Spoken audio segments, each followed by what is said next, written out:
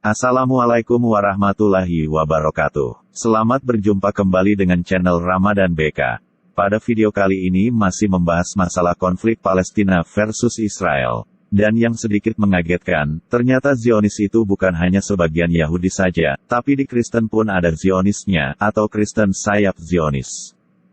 Alasan mereka mendukung Zionis karena berhubungan dengan masalah eskatologi, bahwa setelah masuknya Israel ke Yerusalem, mereka meyakini akan datangnya Yesus atau Isa Al-Masih untuk kedua kalinya. Seperti hasil penelusuran yang dituturkan oleh channel Benteng Umat yang akan kita saksikan videonya sebentar lagi. Dengan begitu setidaknya kita jangan heran jika mayoritas Kristen di negara kita justru banyak yang pro dan bela Israel. Selamat menonton.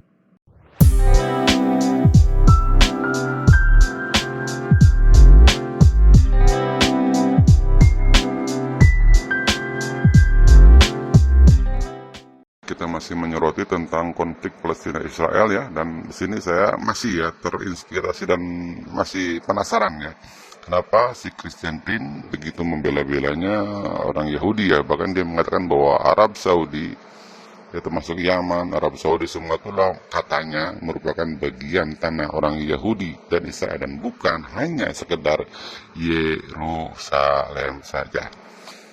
Kenapa? Apakah ada Zionis Kristen atau Kristen Zionis? Nah, saya menemukan ternyata ada Kristen Zionis yang memberikan support kepada pemerintahan Zionis Israel dan bahkan memberikan masukan kepada Presiden Amerika untuk kebijakan-kebijakan yang penting di pemerintahan Zionis Israel. Bahkan pada masalah pemindahan ibu kota Israel, yaitu untuk pindah dari Tel Aviv ke Yerusalem. Itulah yang menjadi biang keladinya gitu loh. Kita sini kan begitu banyak peperangan ini, udah berapa puluh orang yang mati dan berapa ribu roket yang diluncurkan gara-gara masalah itu.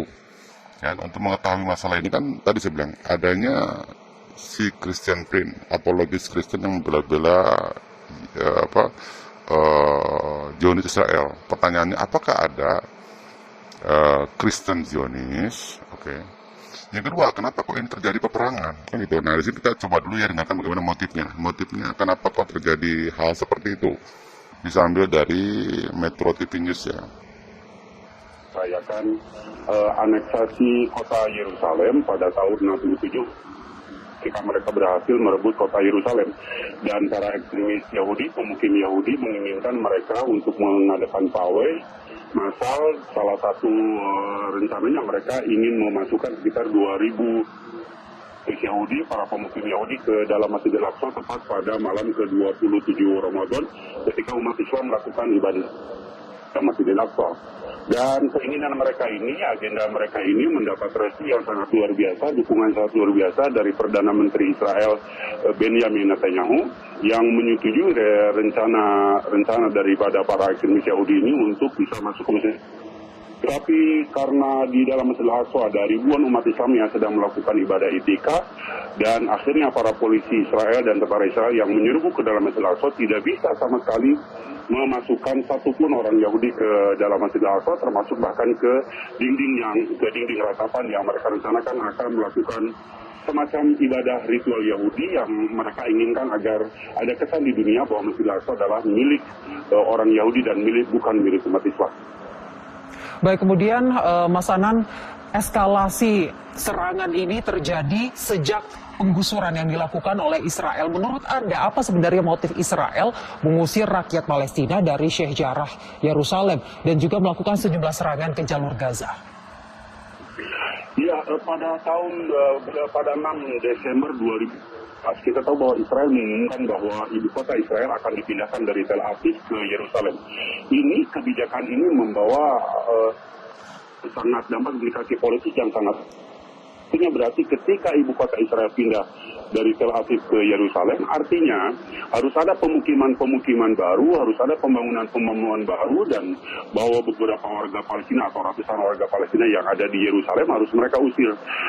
Sudah beberapa kali dilakukan dalam kurun waktu dari 2017 sampai 2021 ini, dan selalu mendapatkan perlawanan yang sangat kuat, dan pada 3 mereka berusaha untuk mengusir penduduk dari Sheikh Jarrah, pemukiman di Sheikh Jarrah, dan akan ditempatkan di situ.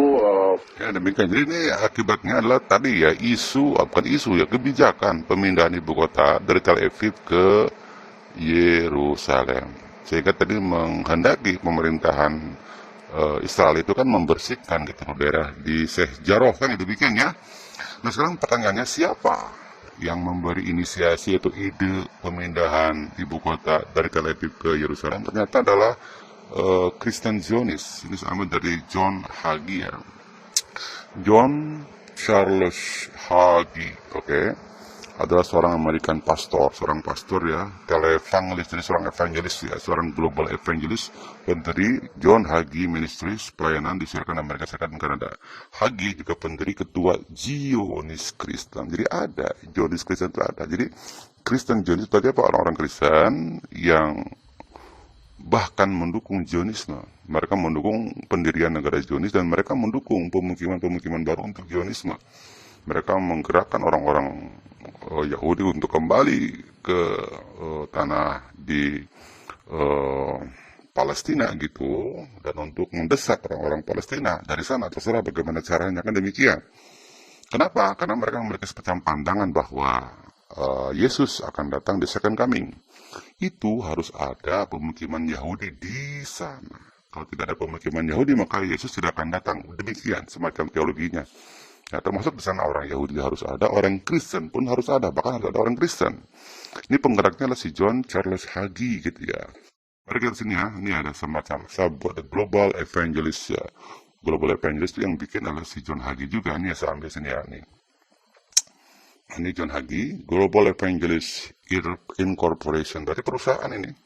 Jaringan Global Evangelist, jaringan penginjil Kristen gitu ya. Namanya Global Evangelist. Mungkin juga termasuk David Wood apa, John Hagee and Lobby Israel. Di sini dia memberikan lobby kepada Presiden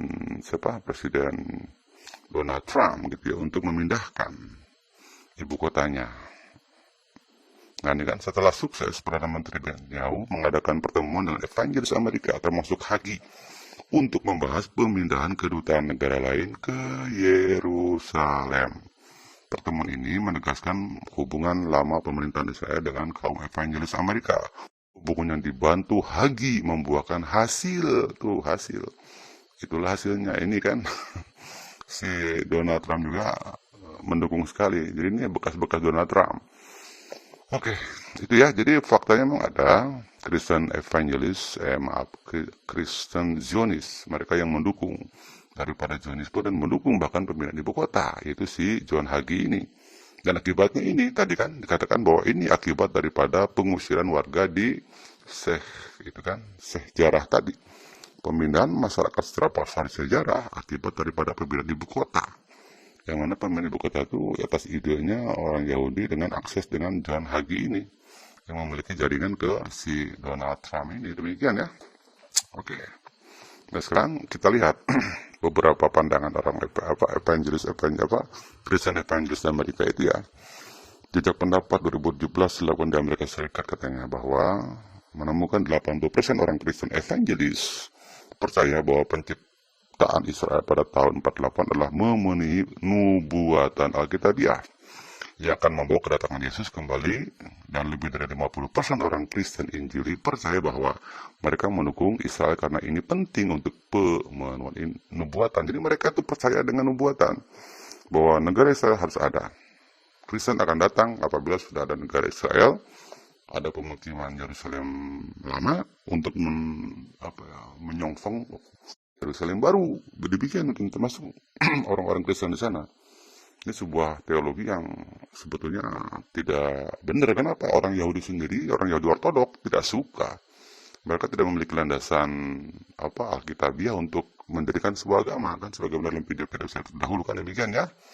Demikian. Jadi sekarang ketemu kenapa kok si Christian Prince membela-bela orang Yahudi sampai ingin mencaplok Arab Saudi, karena berarti dia seorang Kristen Zionis. Orang Kristen tapi Zionis gitu loh. Kristen yang mendukung Zionisme, tetapi ini sudah berlebihan. Orang evangelis global saja hanya membawa orang-orang Yahudi ke Yerusalem, tapi ini sudah sampai mau mengarah kepada Arab Saudi, itu sudah kelewatan.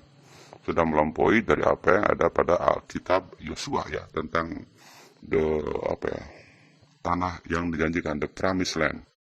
Promised land itu dari mulai laut ya, sampai ke sungai Sungai Jordan, nggak sampai ke Arabia gitu, nggak sampai ke Arab Saudi, kok sampai ke Arab Saudi.